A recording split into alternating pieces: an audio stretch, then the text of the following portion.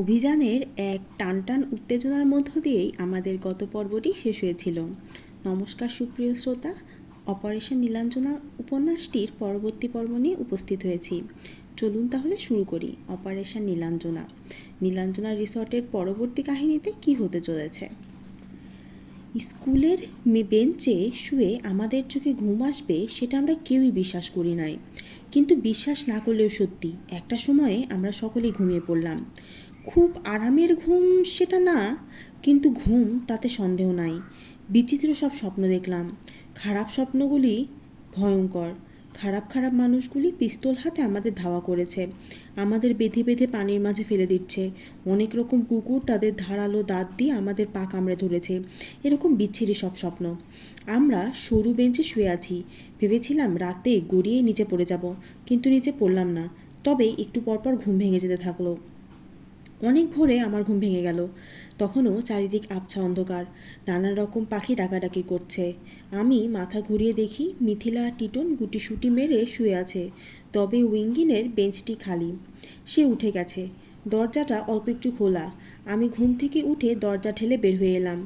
দেখি উইঙ্গিন বারান্দায় বসে আছে। আমি তার পাশে বসে জিজ্ঞাসা করলাম, কখন উঠেছ? অনেকক্ষণ। ঘুম ভেঙে গেছে তো আর ঘুমাতে পারি নাই। আমরা দুজন চুপচাপ বসে রইলাম। আবছা অন্ধকার, কুয়াশায় ঢাকা, কেমন যেন রহস্যময় একটা পরিবেশ। হঠাৎ উইঙ্গিন আমার দিকে তাকিয়ে বলল, নুরু, তোমার কি মনে হয় কমিটি আমাদের কথা বিশ্বাস করবে? আমি বললাম, আমরা তো শুধু কথা বলবো না, আমরা তো প্রমাণও দেব। কিন্তু ওই মানুষগুলো তো অনেক ক্ষমতা, অনেক টাকা পয়সা। আমাদের গ্রামের বেশ কয়েকজন বড় বড় মানুষকে ওরা টাকা দিয়ে কিনে নিয়েছে। তারা তো সবাই আমাদের বিরুদ্ধে কথা বলবে। বলুক, বলতে দাও। তোমাদের গ্রামের বাকি সব মানুষ তো তোমাদের পক্ষে, কিন্তু তাদের তো এখানে কেউ আসতে দেবে না, কথা বলতে দেবে না। কমিটি যখন সব কিছু জানবে তখন কথা বলতে না দিয়ে পারবে না। উইঙ্গিন কিছুক্ষণ নিচের দিকে তাকিয়ে রইল। তারপর তার চোখের কোণা থেকে এক ফোঁটা করে পানি পড়তে লাগলো। সে সেগুলো মুছে বলল, আমার বাপদাদা 14 পুরুষ এখানে ছিল, আমাদেরকে এখান থেকে বের করে দেবে। এটা কি হতে পারে? আমরা কোথায় যাব, কি করব? আমি কিছু বললাম না। উইঙ্গিন বলল, এখানে 5 স্টার হোটেল না কি জানি বানাবে। কেবল কার না বসিয়ে, অ্যামিউজমেন্ট পার্ক না বসিয়ে সুন্দর একটা স্কুল বানায় না কেন? ভালো একটা হোস্টেল বানায় না কেন? স্কুলে আমাদের ভাষায় কথা বলে এরকম টিচার দেয় না কেন? আমি কি বলবো আমি বুঝতে পারলাম না। আসলেই তো কথাগুলো তো সত্যি। যারা এখানে এই 5 স্টার হোটেল আর কত কিছু বানাবে, তাদের নিশ্চয়ই অনেক টাকা। সেই টাকা দিয়ে বাকি জীবন এরা পায়ের উপর পা তুলে বেঁচে থাকবে। তারা সেটাই কেন করে না? তাদের কেন আরও টাকা দরকার? এত টাকা দিয়ে তারা কী করবে? আমরা আরও কিছুক্ষণ বসে রইলাম। তখন মিথিলা আর টিটনেরও ঘুম ভেঙে গেল। তারা উঠে এলো। মিথিলা বলল, তোমরা কেউ আমার দিকে তাকিও না প্লিজ। কেন? তাকালে কি হবে? আমাকে নিশ্চয়ই পেতনির মতো লাগছে। লাগলে কি সমস্যা? আমাদেরও নিশ্চয়ই ভূতের মতো লাগছে। ইস, কেউ যদি আমাকে একটা নতুন টুথব্রাশের উপর টুথপেস্ট লাগিয়ে এনে দিত, আমি তাকে একটা গোল্ড মেডেল দিতাম। আমি একটু অবাক হয়ে মিথিলার দিকে তাকালাম। এটা নিশ্চয়ই ছেলে আর মেয়ের ভিতরকার পার্থক্য। আমার একটা বারের জন্যও দাঁত মাজার কথা মনে হয়নি। একটা রুটির একটা রুটি টোস্টের ওপর মাখন আর জেলি লাগিয়ে খাওয়ার কথা মনে হয়েছে। একটা কলা ছিলে খাওয়ার কথা মনে হয়েছে। মনে হয়েছে ডিমের পোচ খাওয়ার কথা। কিন্তু একটা বারের জন্যও দাঁত মাজার কথা মনে হয়নি। টিটন জিজ্ঞাসা করলো, আমরা এখন কি করব তাহলে? কেউ যদি আমাদের দেখে ফেলে? উইঙ্গিন বলল, তাড়াতাড়ি হাত মুখ ধুয়ে ক্লাসরুমের ভিতর ঢুকে যাই আমরা। স্কুলের মিটিংয়ের ব্যবস্থার জন্য সবাই আসবে না? তারা যদি দেখে ফেলে? তারা দেখলে ক্ষতি কি? আমরা সত্যি কথা বলবো, ওই বদমাশগুলো না দেখলেই হলো। আমরা তাড়াতাড়ি হাত মুখ ধুয়ে আবার ক্লাসরুমের ভিতর লুকিয়ে পড়লাম। কিছুক্ষণ পর মানুষের গলার স্বর শুনতে পেলাম। তারা টিচারদের কমন রুম থেকে টেবিলগুলো বারান্দায় নিয়ে এসে রাখতে শুরু করলো। তার পেছনে চেয়ার রাখলো। আমরা ঘরের দরজার ফাঁক দিয়ে দেখলাম দেয়ালে একটা ব্যানার টাঙানো হয়েছে। ব্যানারে কী লেখা আছে আমরা পড়তে পারলাম না। বড় বড় চাদর দিয়ে টেবিলগুলি ঢেকে রেখেছে। এরপর ক্লাসরুম থেকে বেঞ্চগুলি বের করে বারান্দার সামনে রাখা শুরু করলো। তখন আমরা বুঝতে পারলাম এখন এই ক্লাসরুমের বেঞ্চগুলো যখন বের করে ফেলবে তখন আমরা নিশ্চয় ধরা পড়ে যাব। কি করা যায় সেটা নিয়ে আমরা চিন্তা করছি। তখন মিথিলা ফিসফিস করে বলল, একটা কাজ করলে কেমন হয়? কি কাজ? আমরা ওই টেবিলগুলোর নিচে লুকিয়ে থাকি না কেন? টেবিলগুলো তো ক্লথ দিয়ে ঢাকা, কেউ নিশ্চয় দেখতে পাবে না। বুদ্ধিটা খুবই আজব, কিন্তু মনে হয় কাজ করতে পারে। আমরা তখন একজন আরেকজনের মুখের দিকে তাকালাম এবং তারপর রাজি হয়ে গেলাম। মানুষগুলো যখন একটা ক্লাসরুমে ঢুকে বেঞ্চগুলো টানাটানি করছে এবং আশেপাশে কেউ নাই, তখন শ্যুট করে মিথিলা টেবিলের তলায় চলে গেল। মিথিলার পরই টিটন। বেশ সহজেই চলে যাওয়া যাচ্ছে দেখে আমারও সাহস বেড়ে গেল। আমি আর উইঙ্গিন একসাথে কাজ করলাম। উইঙ্গিন ঠিকই টেবিলের তলায় ঢুকে গেল, কিন্তু পায়ার সাথে পা বেঁধে আমি ধরাম করে মাটিতে পড়ে গেলাম। সেই অবস্থায় হাঁচর পাচর করে কোনো মতে টেবিলের তলায় ঢুকে গেলাম। ক্লাসরুমের ভেতর থেকে একজন মানুষ বলে উঠল, এই কিসের শব্দ রে? আরেকজন বলল, জানি না। প্রথমজন বলল, চল দেখে আসি। মানুষটা বের হয়ে এদিক সেদিক তাকালো, তারপর ভিতরে ঢুকে গেল। বলল, কিছু নাই। অন্যজন বলল, কুত্তা হবে নিশ্চয়। খাবারের প্যাকেটগুলো কই রে? সাবধান সাবধান, টেবিলের উপরে আছে তো। খাবারের নাম শুনে আমরা একজন আরেকজনের মুখের দিকে তাকালাম। আহা, যদি খেতে পারতাম। তখন উইঙ্গিন একটা অসাধ্য সাধন করে ফেলল। মানুষগুলো যখন ক্লাসরুমে ঢুকে বেঞ্চ নিয়ে টানাটানি করছে, তখন সে মাথা বের করে খাবারের একটা প্যাকেট নিয়ে টেবিলের তলায় ঢুকে পড়ল। কাজটা ঠিক হয়েছে কিনা জানি না, এর জন্য আমরা নিশ্চয়ই ধরাও পড়ে যেতে পারি, এবং ধরা পড়বো কিনা সেটাও আমরা জানি না। কিন্তু আমরা সেসব নিয়ে একদমই মাথা ঘামালাম না। প্যাকেট খুলে দেখলাম সেখানে থরে থরে কয়েকটা প্যাটিস সাজানো। আমি আমার জীবনে এর চাইতে সুন্দর দৃশ্য কখনো দেখেছি বলে মনে হয় না, দেখতে পাবো কি না সেটাও মনে হয় না। আমরা একেবারে নিঃশব্দে কাড়াকাড়ি করে খেতে লাগলাম। এই প্রথমবার মনে হলো বেঁচে থাকাটা হয়তো বা খুব একটা খারাপ না। যাই হোক, খেয়ে পেটটা শান্ত করার পর আমরা ধৈর্য ধরে অপেক্ষা করতে থাকি। প্যাটিসের প্যাকেটটা যে হারিয়ে গেছে সেটা নিয়ে আয়োজকরা একজন আরেকজনকে দোষ দিতে লাগলো। শেষ পর্যন্ত অতিথিদের এক আইটেম কম দিয়েই খাবার দিতে হবে, এই জন্য তারা বড্ড বিরক্ত হলো। বেয়াদব কুকুরটাই যে এই সকল কাণ্ড ঘটিয়েছে সেটা নিয়ে তাদের আর কোনো সন্দেহ ছিল না। খামোখা খুবই নিরীহ একটা কুকুরকে একটা লাথি খেতে হলো। আমরা টের পাচ্ছি আস্তে আস্তে মানুষজন এসে বসতে শুরু করেছে। ভেতর থেকে দেখা যায় না, কিন্তু আমরা প্রায় শুয়ে পড়ে টেবিলের কথাটা তুলে একটু উঁকি দিয়ে দেখার চেষ্টা করলাম। যদিও মানুষজন খুব বেশি নেই, কেমন করে থাকবে? বদমাইশগুলি শুধু সবাইকে ভয় দেখা নাই, মনে হলো গ্রামের ভিতর আটকেও রেখেছে। বেশ অনেকক্ষণ কথা শুনে বুঝতে পারলাম কমিটির মেম্বাররা চলে এসেছে। এবারে আমাদের সাবধান হয়ে যেতে হবে। এই মানুষগুলি চেয়ারে বসে টেবিলে তলায় পা ছড়িয়ে দেবে। এখন যদি আমাদের শরীরে তাদের পা লেগে যায়, তবেই তারা টের পেয়ে যাবে যে আমরা এখানে আছি। সুতরাং আমাদেরকে খুব বেশি সাবধানে থাকতে হবে। সত্যি সত্যি মানুষগুলো এসে বসতে থাকে, এবং আমরা মানুষগুলোকে দেখতে পাচ্ছি না, শুধু তাদের পাগুলো দেখছি। এবং সেটা দেখে বুঝতে পারলাম তিনজন মহিলা, দুজন শাড়ি পরে এসেছে এবং একজন জিন্সের প্যান্ট।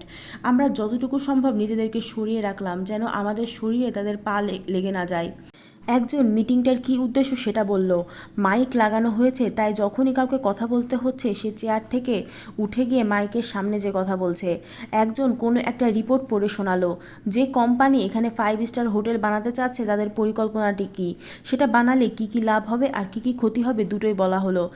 তখন মিটিংয়ের সভাপতি বলল, এখন এলাকার স্থানীয় মানুষেরা ইচ্ছা করলে আমাদের সাথে কথা বলতে পারে। তারা এখানে কি এই সকল স্থাপনা চায় নাকি চায় না সেটা খোলামেলা আলোচনা হতে পারে। গ্রামের মানুষ বলতে গেলে কেউই নেই, তাই কিছুক্ষণ কোনো কথা শোনা গেল না। তখন একজন দর্শকের জায়গা থেকে উঠে এসে নিজের পরিচয় কথা বলতে লাগলো। উইঙ্গিনের মুখ শক্ত হয়ে গেল। সে চাপা গলায় বলল, দালাল, মস্ত বড় দালাল, টাকা খেয়েছে। এই মানুষটা উইঙ্গিনের মতো সুন্দর করে কথা বলতে পারে না, কথার মাঝে কেমন যেন একটা টান আছে। সে টগুলোকে উচ্চারণ করতে লাগলো। সে কথা বলতে শুরু করে। প্রথমে কমিটির সবাই ভুল বাংলায় ধন্যবাদ দেয় এবং তারপর অজপাড়া গ্রামে একটা বিশাল হোটেল বানিয়ে সেখানে কত কত উন্নয়ন হবে সেই সকল বলতে থাকে, কত মানুষ চাকরি পাবে এবং সবার কত লাভ হবে। এরপরে যে সবচেয়ে ভয়ঙ্কর কথাটি ছিল সেটা বলল। সে বলল, আমরা গ্রামের মানুষকে একজন একজন করে জিজ্ঞাসা করেছি, তারা এখানে হোটেল চায়, পার্ক চায়, কেবল কার চায়। সবাই বলেছে তারা চায়। আমরা কাগজে তাদের সাইন নিয়েছি, তারা সাইন দিতে পারে না, তো তাই তারা টিপসই দিয়েছে। এই দেখেন আমাদের কাছে টিপসই দেওয়া কাগজ। উইঙ্গিন বলল, কত বড় মিথ্যাবাদী। আমি বললাম, চলো আমরা এক্ষুনি বের হই, কথা বলি। এখনই? হ্যাঁ, এখনই। উইঙ্গিন ফিস ফিস করে বলল, রেডি, 1 2 3। সাথে সাথে আমরা একসাথে মাথা উঁচিয়ে চিৎকার করে বললাম, মিথ্যা কথা, সব মিথ্যা কথা। মুহূর্তের মাঝেই হইচই চিৎকার চেঁচামেচি শুরু হয়ে গেল। আমরা দেখলাম পেছনে পেছনে ন্যাড়া মাথা ওস্তাদ দাঁড়িয়ে আছে। হঠাৎ সে আমাদের দিকে ছুটে আসতে লাগলো, চিৎকার করে বলতে লাগলো, এই পোলাপান কোথা থেকে এসেছে? এরা স্টেজে কেন? নামাও নামাও স্টেজ থেকে, নামাও নামাও স্টেজ থেকে। আমরা তাকিয়ে দেখলাম শুধু ওস্তাদ না, তার সাথে অন্য সব সাঙ্গপাঙ্গরাও ছুটে এসেছে। কিছু বুঝে ওঠার আগেই তারা স্টেজে এসে আমাদের ধরে টেনে সরিয়ে নেবে। তারপর কি করবে আমরা কেউ জানি না, কিন্তু আমরা আমাদের কথাগুলো বলতে পারবো না? আমাদের বাঁচানোর কি কেউ নাই? তখনই উইঙ্গিন হঠাৎ যে কাজটা করলো তার জন্য আমরা কেউই রেডি ছিলাম না। কাচুগুন্ডার পিস্তলটা সে শার্টের নিচে লুঙ্গির ভেতর গুজে রেখেছিল। হঠাৎ সে টান দিয়ে বের করে সেটা উপরে তুলে ধরলো এবং তারপর চিৎকার করে বলল, খবরদার! সে এত জোরে চিৎকার করলো যে মানুষগুলো থতমত খেয়ে গেল। পিস্তলটা উপরে ধরে রেখেই বলল, এই পিস্তলটা চিনতে পেরেছো? তোমাদের কাচুগুন্ডার পিস্তল। আমাদের হাত পা বেঁধে যারা ধরে রেখেছিলে, যাদের কাবু করে আমরা এই পিস্তলটা এনেছি কমিটির কাছে দেওয়ার জন্যে। কিন্তু মনে রেখো, কমিটির কাছে দেওয়ার আগে আমি দরকার হলে এটা ব্যবহারও করবো। ভয় করবো না। সবাই সরে যাও, সরে যাও, কেউ কাছে আসবে না। ওস্তাদ এবং তার সাঙ্গপাঙ্গরা দাঁড়িয়ে গেল। একজন আরেকজনের মুখের দিকে তাকালো, কিন্তু কেউ কিছু বলতে পারলো না। উইঙ্গিন চিৎকার করে বলল, সরে যাও, পেছনে সরে যাও, আমাদের কথা বলতে দাও, তারপর যা ইচ্ছা করো। ওস্তাদ আর তার সাঙ্গপাঙ্গরা খুবই অনিচ্ছার সাথে পিছিয়ে যেতে থাকে। উইঙ্গিন তখন তার কমিটির মেম্বারদের দিকে তাকিয়ে বলতে থাকে, আমাদের খালি 1 মিনিট কথা বলতে দিন, 1 মিনিট প্লিজ, 1 মিনিট। কমিটির মেম্বাররা সবাই দাঁড়িয়েছিল। তখন তাদের চেয়ারে বসতে শুরু করলো। বয়স্ক একজন মানুষ বলল, বলো, তুমি কি বলতে চাও বাবা? উইঙ্গিন তখন কথা বলতে শুরু করে। দালাল মানুষটা তখনও দাঁড়িয়েছিল। তাকে উইঙ্গিন দেখিয়ে বলল, এই এই এই যে এই মানুষটা দেখছেন না, গ্রামের মানুষের সাইন দেওয়া টিপসই দেওয়া কাগজ, এই কাগজগুলো আসলে আমাদের কাগজ। উইঙ্গিন আমাদের 3জনকে দেখিয়ে বলল, আমি আর আমার এই বন্ধুরা মিলে গ্রামের সব মানুষের কাছে গিয়ে তাদেরকে জিজ্ঞাসা করেছি, তারা কি তাদের বাপ মায়ের ভিটা ছেড়ে 5 স্টার হোটেল চায়? তারা কি পার্ক চায়, কেবল কার চায়, বাপ মায়ের ভিটা থেকে সরে যেতে চায়? গ্রামের প্রত্যেকটা মানুষ বলেছে তারা এগুলো কিচ্ছু চায় না, কিচ্ছু না। তারা তাদের বাপ মায়ের ভিটার মাঝে শান্তিতে থাকতে চায়। তখন তারা সবাই মিলে আমাদের কাগজে সাইন দিয়েছে। তারা এই সাইন দিতে পারে না বলে তারা টিপসই দিয়েছে। উইঙ্গিন একটু থামলো। তার মুখটা ভয়ঙ্কর হয়ে উঠল। দূরে দাঁড়িয়ে থাকা ওস্তাদ আর সাঙ্গপাঙ্গদেরকে দেখিয়ে বলল, আর ওই যে ওই সন্ত্রাসী মানুষেরা আমাদের কাছ থেকে এই কাগজগুলো কিনে নিয়ে আমাদেরই বলছে যে এই কাগজগুলো তারা 5 স্টার হোটেলের জন্য সাইন করেছে। মিথ্যা, মিথ্যা, সব মিথ্যা। উইঙ্গিন কমিটির মেম্বারদের দিকে তাকিয়ে বলল, আপনারা আমাদের কথা বিশ্বাস না করলে আমাদের গ্রামে চলেন। গ্রামের মানুষদেরকে ওরা ভয় দেখিয়েছে, বাড়ি জ্বালিয়ে দিয়েছে বলে তারা এখানে আসতে সাহস পায় নাই। আপনারা তাদেরকে যে জিজ্ঞাসা করে দেখেন আমি সত্যি কথা বলছি কিনা, আমি কি সত্যি কথা বলছি নাকি মিথ্যা কথা বলছি, তারাই সত্যি কথা বলে দেবে। বারান্দার এই স্টেজে দাঁড়িয়ে থাকা দালাল মানুষটা উইঙ্গিনের দিকে তাকিয়ে বলল, তোমার যেটা ইচ্ছে তুমি সেটা বললেই হবে, কোনো প্রমাণ নাই তোমার কথার। আমি লাফ দিয়ে মাইকের সামনে গিয়ে বললাম, আছে, 100 বার প্রমাণ আছে আমার কাছে। তখন আমি আমার পকেট থেকে স্মার্টফোনটা বের করে বললাম, এই যে এই স্মার্টফোনে গোপন আমি তাদের সব কথা রেকর্ড করেছি। আমাদের কথা বিশ্বাস না হলে নিজের কানে শুনে দেখেন না আপনারা। সামনে দর্শকদের মাঝে যারা বসেছিল তাদের একজন বলল, আমরা শুনতে চাই, আমাদেরকে শোনাও। আমি কমিটির মেম্বারদের দিকে তাকিয়ে জিজ্ঞাসা করলাম, স্যার, ম্যাডাম, আমি কি সবাইকে শোনাবো? তারা মাথা নাড়লেন, বললেন, শোনাও। আমি ভয়েস রেকর্ডারটা চালু করে দিলাম। খানিকক্ষণ জায়গা পার হলো, তারপর কথা শোনা গেল, ওস্তাদ, খবরদার, আমি গুলি করে দেব। আমি টাকার জন্য কাজ করি, আমার ভিতরে কোনো দয়া মায়া নাই। তোমার হাতের কাগজগুলো আমার দরকার, তোমাকে আমার দরকার নাই। না, মরে গেলেও আমি দেব না। তুমি মরে গেলে তো আমার কোনো ক্ষতি নাই। মনে করো না ছোট মানুষ বলে আমার কোনো দয়া মায়া হবে। তোমার রামদানা নিজে রাখো, তারপর আমার কাছে কাগজগুলো দিয়ে দাও, তারপর তোমরা যে যার বাড়ি চলে যাও। না না না, আমি কোনো কাগজ দেব না। 3 গুনবো, তারপর গুলি করব। 1, না। 2, না। ঠিক তখন রেকর্ডারটা থেমে গেল। তাকিয়ে দেখলাম চার্জ শেষ হয়ে গেছে। একজন মেম্বার জিজ্ঞাসা করলো, কী হয়েছে? আমি বললাম, চার্জ শেষ হয়ে গেছে। মেম্বার মাথা নাড়লেন, বললেন, আমি বুঝতে পারছি। আমি বললাম, স্যার, ম্যাডাম, আপনারা কি এটা নেবেন? নেব, অবশ্যই নেব। আমি স্মার্টফোনটা তাদের সামনে রাখলাম। উইঙ্গিনও তার হাতের পিস্তলটা টেবিলের উপর রাখলো। বলল, স্যার, এটাও আপনাদের কমিটির জন্য। আমি দর্শকদের দিকে তাকিয়ে ওস্তাদ আর তার সাঙ্গপাঙ্গদের খুঁজলাম। তারা কেউ নেই, কখন যে সরে গেছে কে জানে। দর্শকদের মাঝে একজন খুঁজতে খুঁজতে হঠাৎ দেখি মাঝামাঝি একটা জায়গায় মামা বসে আছেন। আমার চোখ পড়তেই হাত মুষ্টিবদ্ধ করে উপরে তুললেন, বুঝিয়ে দিলেন আমাদের কাজ এখন পর্যন্ত ঠিক আছে। আমরা হঠাৎ সাইরেনের শব্দ শুনতে পেলাম, মনে হলো বুঝি পুলিশ আসছে। আমাদের তাহলে আর ভয় নেই। উইঙ্গিন এসেই আমাদের 3জনকে খানিকক্ষণ জড়িয়ে ধরে ভেউ ভেউ করে কেঁদে ফেললো। কান্না জিনিসটা খুবই ভয়ানক। কেউ যদি কেঁদে ফেলে তাহলে সেটা দেখে অন্যরাও কেঁদে ফেলে, তাই আমাদেরও চোখে পানি এসে গেল। আমরা নিজেদের চোখ মুছে উইঙ্গিনকে ধরে রাখলাম। কে যেন আমাদের মাথায় হাত রাখলো। তাকিয়ে দেখি কমিটির বয়স্ক মানুষটি নরম গলায় বলছে, তোমরা গিয়ে বিশ্রাম নাও, দেখেই বোঝা যাচ্ছে কদিন নাওয়া খাওয়া একদমই হয়নি।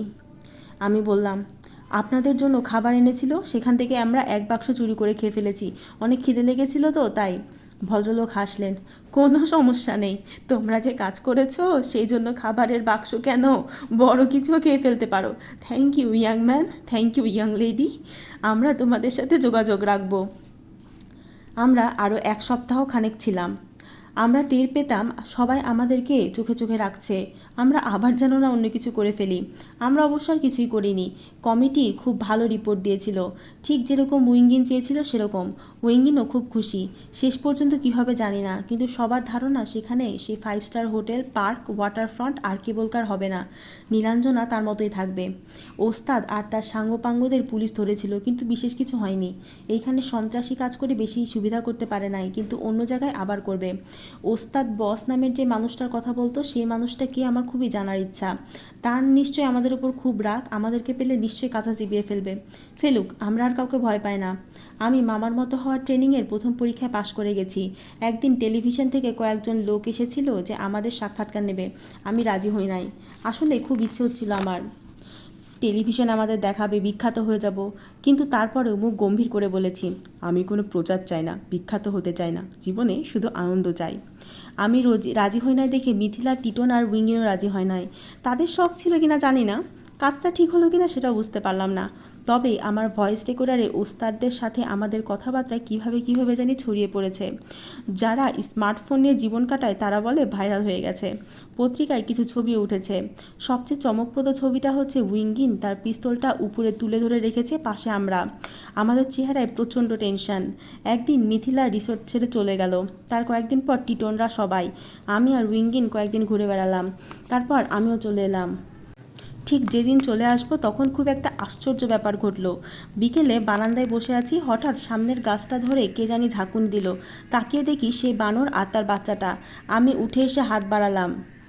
কি আশ্চর্য, বানরের বাচ্চাটা হাতে উঠে এসে আমার ঘাড়ে বসে আমার চুলগুলো পরীক্ষা করতে লাগলো। আমি কিছুক্ষণ তার সাথে খেললাম, তারপর বাচ্চাটা চলে গেল, বিদায় নিতে এসেছিল মনে হয়। তারপর অনেক দিন পার হয়ে গেছে। উইঙ্গিন, মিথিলা, টিটন তিনজনের সাথে আমার যোগাযোগ আছে, মাঝে মাঝে দেখা পর্যন্ত হয়েছে। অনেক দিন পর দেখা হলে প্রথম কিছুক্ষণ কি বলবো বুঝতে পারি না, একটু পরে ঠিক হয়ে যায়। আমরা কি করেছিলাম সেগুলো নিয়ে কথা বলি, হাসাহাসি করি। খেতে বসে মাঝে মাঝে খুব মজা হয়। গরম ভাতের সাথে ডিম ভাজা খেতে হলে আমার কেন জানি হাসি পেয়ে যায়, মাঝে মাঝে হেসেও ফেলি। আম্মু জিজ্ঞাসা করেন, এই কি হলো, হাসছিস কেন? আমি বলি, না আম্মু, এমনিতেই। আমি সাধারণত নয়েজ এড়ানোর জন্য রাতে রেকর্ড করি, ফ্যানও বন্ধ, কিন্তু আমি জানি না নয়েজ উৎপন্ন হচ্ছে কোথা থেকে। তবে ব্যাপারটা এমন না যে পুরা নয়েজটাই অচেনা উৎসের, চেনা উৎসেরও নয়েজ আছে। যেমন ধরেন এখন রাত 12টা 20 বাজে, আমি জানি না কোনো এক বিচিত্র কারণে আমাদের পাড়ার মানুষগুলো একসাথে এখন চিল্লায় চিল্লায় আড্ডা দিচ্ছে। জানি না কেন, জানা কারণ হোক বা অজানা কারণ, নয়েজটা অনাকাঙ্ক্ষিত। যাই হোক, অনাকাঙ্ক্ষিত নয়েজের জন্য অত্যন্ত ক্ষমা প্রার্থী আমি আপনাদের কাছে। তো এখানে আমাদের অপারেশন নীলাঞ্জনা গল্পটি শেষ হলো। আশা করি গল্পটি আপনাদের ভালোই লেগেছে, এবং গল্পটিতে অনেক বিষয় উঠে এসেছে। বন্ধুত্ব উঠে এসেছে, শত্রুতা উঠে এসেছে, পাহাড়িদের প্রতি সমতলবাসীদের অন্যায় অত্যাচার উঠে এসেছে, সেটার বিরুদ্ধে প্রতিবাদও উঠে এসেছে। সব মিলে গল্পটি আমার খুবই পছন্দ ছিল বললে ভুল হবে, এখনও আছে। যাই হোক, আশা করি আপনাদেরও ভালো লাগবে। আপনাদের যদি আমার গল্প পাঠ ভালো লাগে তাহলে অবশ্যই আমার চ্যানেলটা সাবস্ক্রাইব করবেন। ভালো না লাগলেও সাবস্ক্রাইব করবেন। সাবস্ক্রাইব করলে আমার খুব ভালো লাগবে, আমার উন্নতি হবে, আমার চ্যানেলের উন্নতি হবে। যাই হোক, এখানে শেষ করছি তাহলে এই ভিডিওটি। পরবর্তী ভিডিও নিয়ে আবার দেখা হবে। ভালো থাকবেন, সুস্থ থাকবেন।